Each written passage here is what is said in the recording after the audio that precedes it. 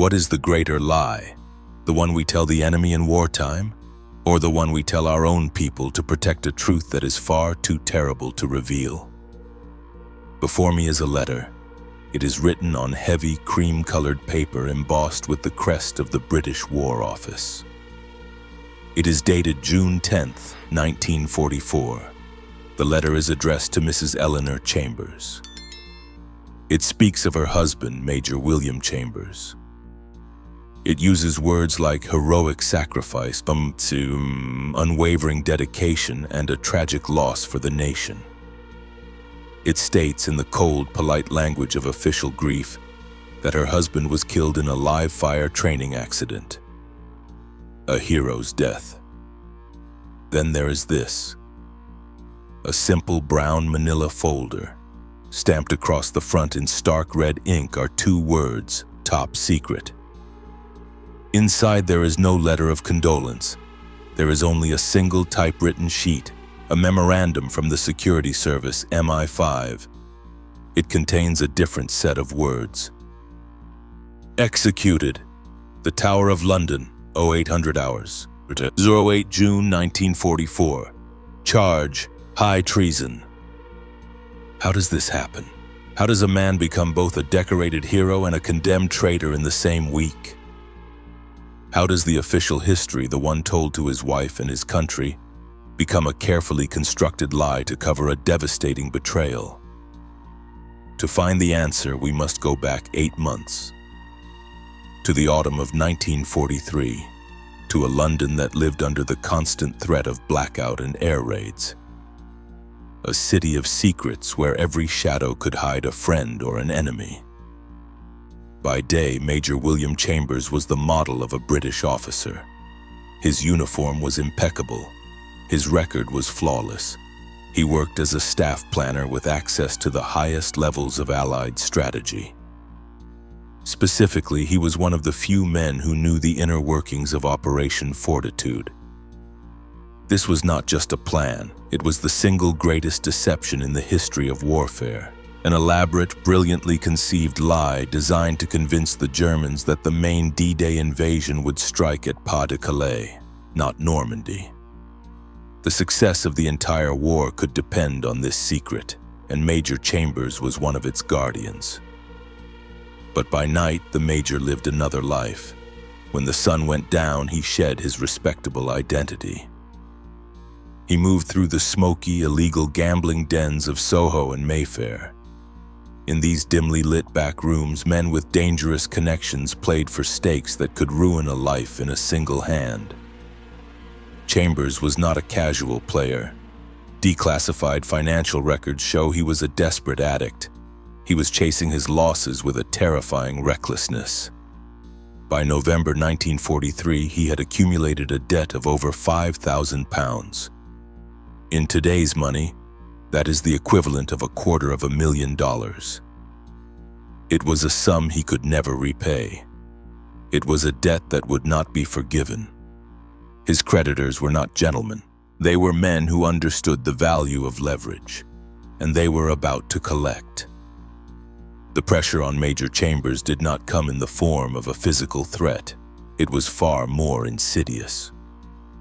It was the quiet, polite telephone call, the deferential tone of a club manager who was terribly sorry to mention a small, outstanding matter. It was the knowing glances from men in expensive suits who seemed to be everywhere he went. His world, once defined by the rigid certainty of the military, had become a prison of debt, and the walls were closing in with cold British politeness. The summons came in late November. It was not a threatening note.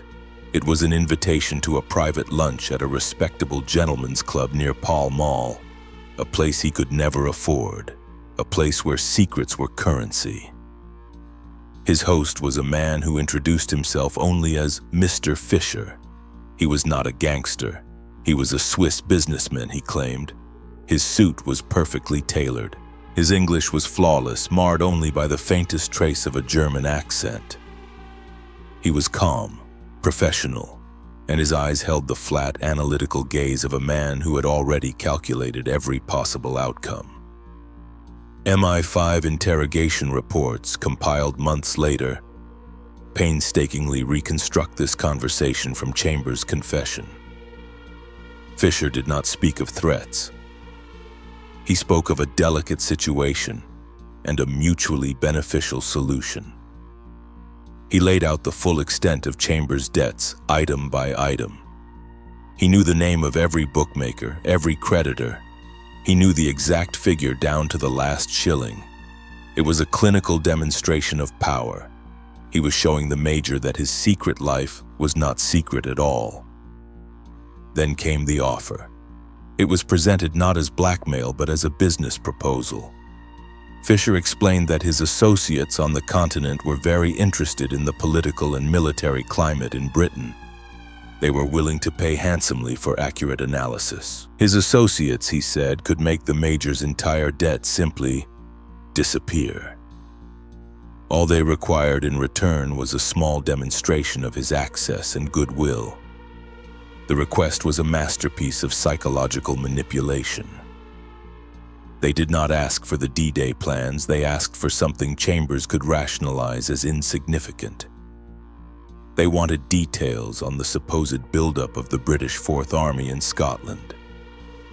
This was, in fact, a core component of the Allied deception plan. Leaking it would, in a strange way, only help the Allies sell their grand lie. The Germans would be confirming what they were already supposed to believe. Chambers' confession states that he wrestled with the decision for 2 days, but it was a foregone conclusion. On one side was certain ruin, court-martial for conduct unbecoming an officer, and a lifetime of disgrace for his family. On the other was a simple, clean solution. He told himself it wasn't really treason. He was merely feeding the enemy information that the Allies wanted them to have. It was a lie he would cling to, a fragile shield for a shattered conscience. The first betrayal was an act of sterile silence. He copied the relevant details from a file onto a single sheet of paper: the number of divisions, the names of their commanders, the locations of their headquarters. All of it a fiction created by Allied planners.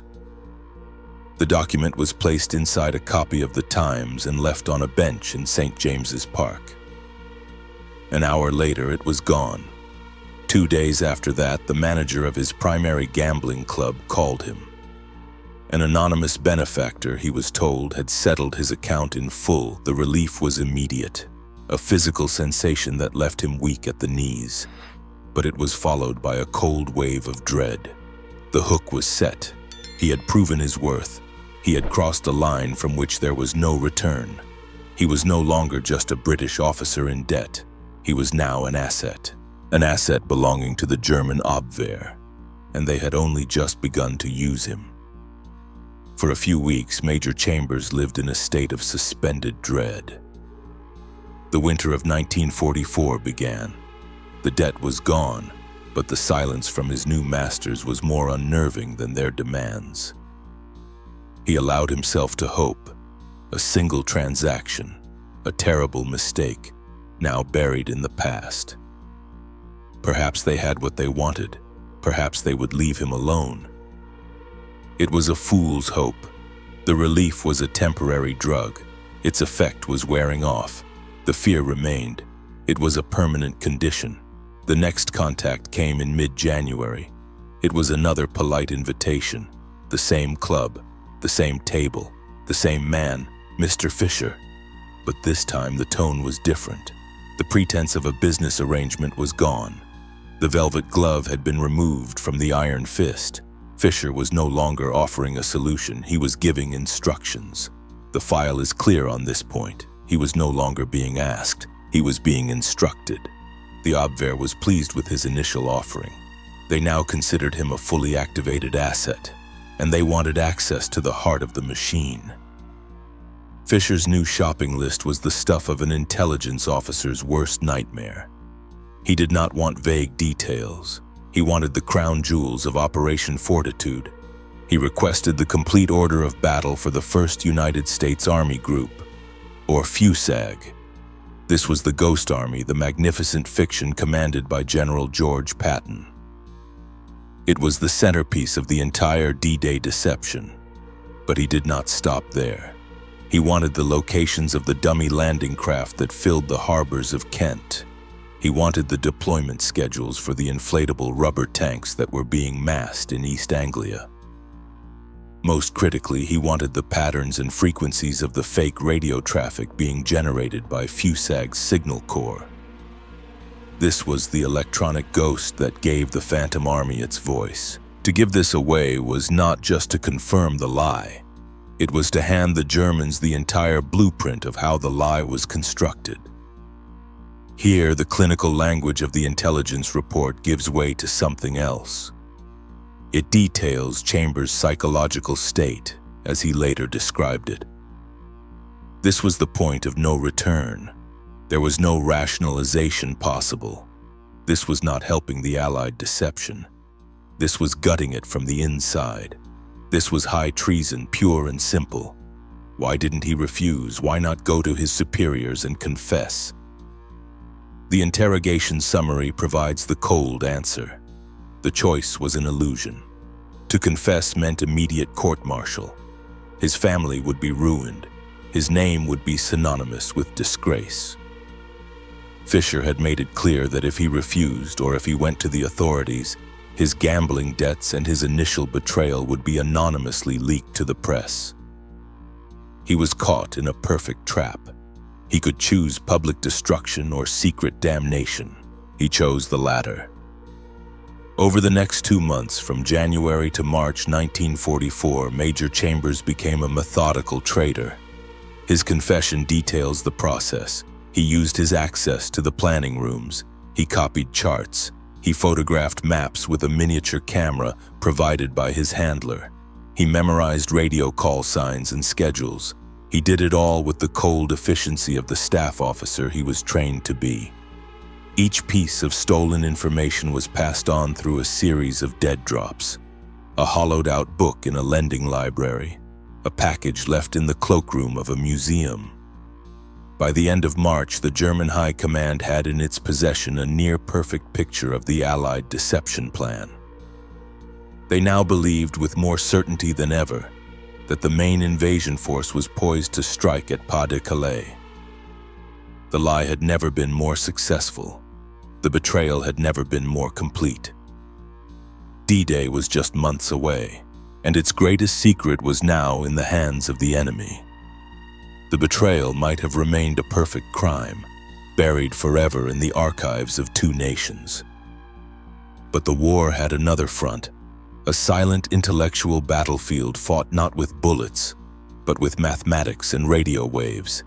It was fought in a collection of drab wooden huts on an estate in the English countryside known as Bletchley Park. Bletchley Park was the electronic heart of the Allied war effort. Here, thousands of the brightest minds in Britain worked in absolute secrecy. Their mission, to break the unbreakable codes of the German Enigma machine. By March of 1944, they were reading German military communications almost in real time. They had a direct line into the mind of the enemy. And in that mind, they found a ghost, a disturbing anomaly that did not make sense. The problem was not that the Germans were falling for the deception. They were supposed to. The problem was how well they were falling for it. The intercepted Enigma traffic revealed something alarming. The German High Command was not just accepting the existence of Patton's Phantom Army. They were discussing it with a level of detail that was impossible to obtain through aerial reconnaissance or conventional spying. Their intelligence reports echoed back the specific fictional details of Operation Fortitude with uncanny accuracy. They knew the call signs of non-existent regiments. They knew the precise number of inflatable tanks in a specific field in Kent.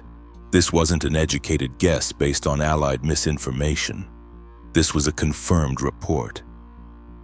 It was as if someone on the inside was handing them a copy of the script.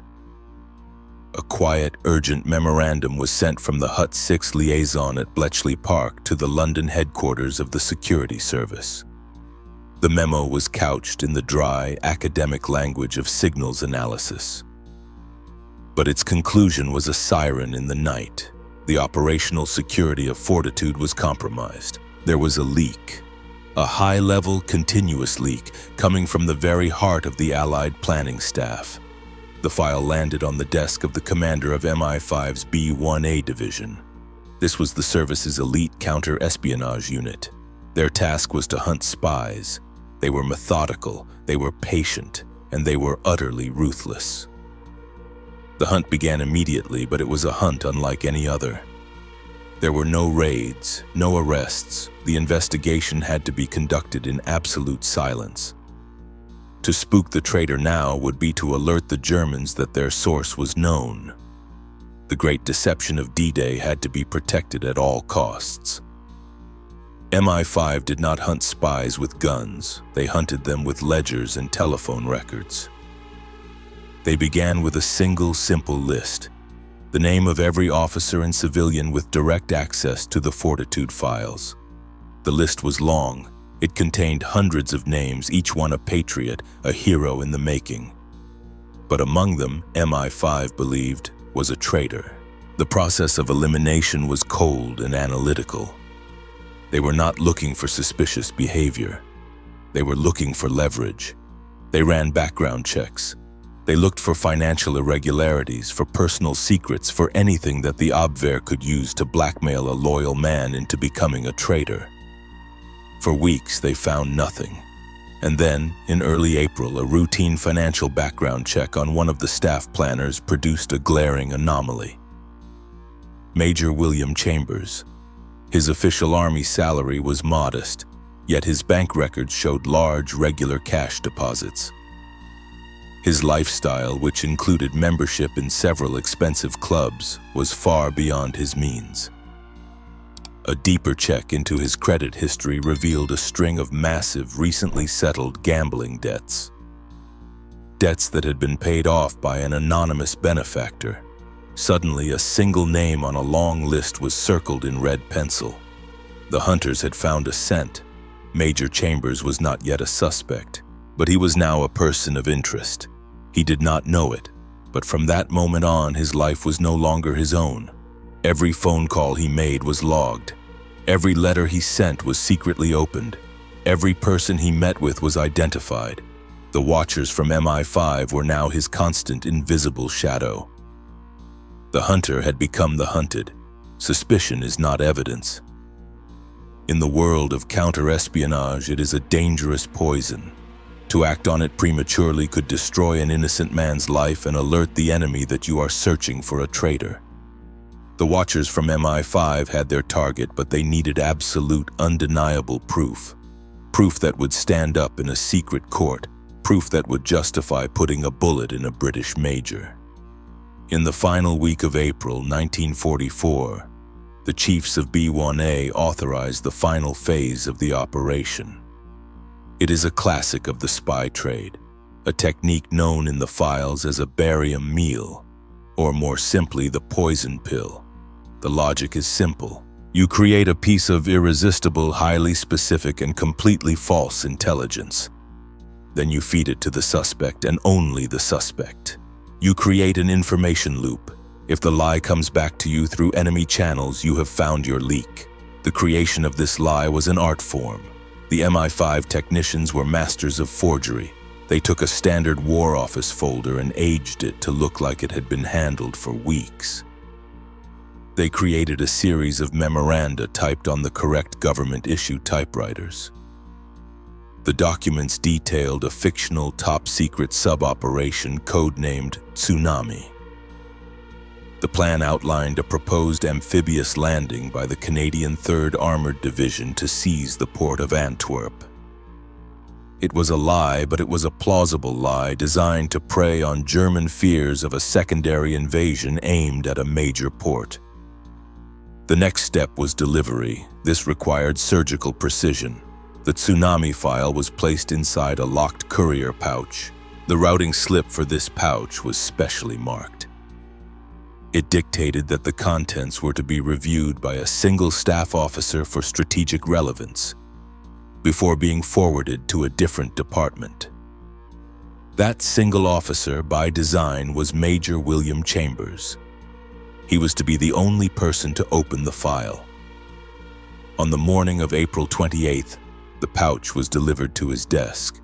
To Chambers, it was a routine part of his day. He unlocked it. He saw the tsunami file stamped top secret. As he read, he must have felt a jolt of adrenaline. This was not the usual paperwork. This was high-grade, actionable intelligence. It was exactly the kind of high-value information his German handler had been pressuring him for. It was the key to securing his position. To finally being free, he saw it as a gift from fate. He had no idea it was a carefully crafted execution order. His confession states that he copied the key details by hand. The codename, the unit designation, the target city. Later that day, he made a dead drop. He had done his part. He had delivered the poison.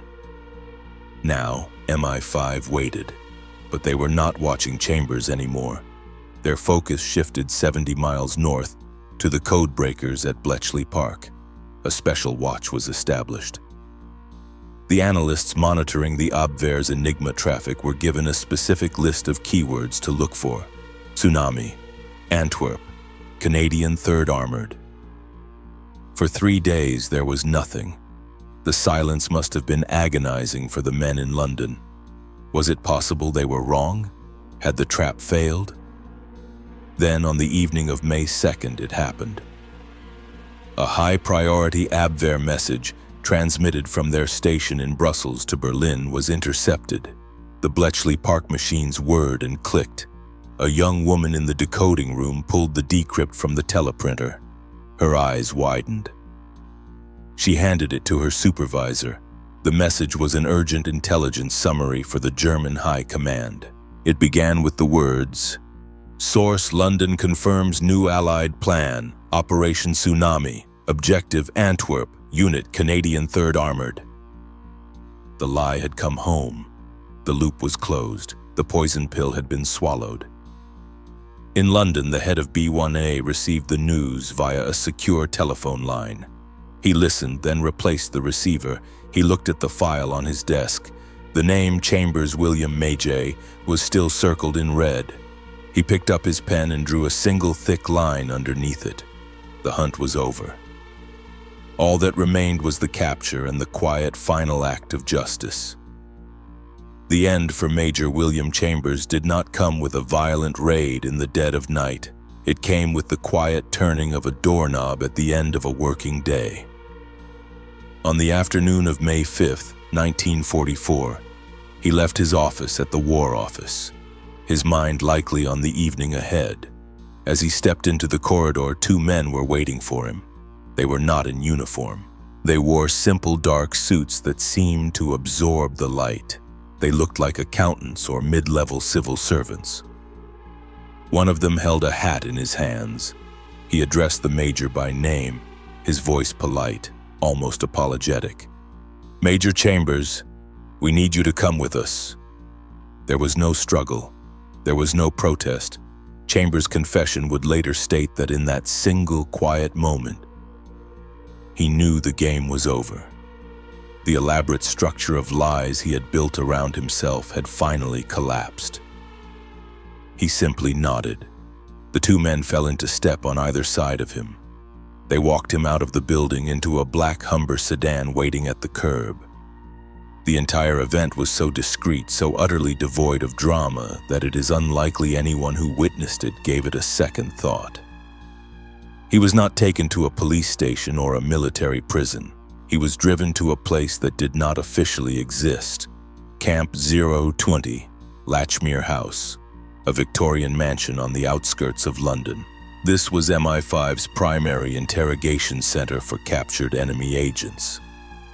It was a place of deep psychological pressure, a place from which no secret ever escaped. The interrogation was not a brutal affair.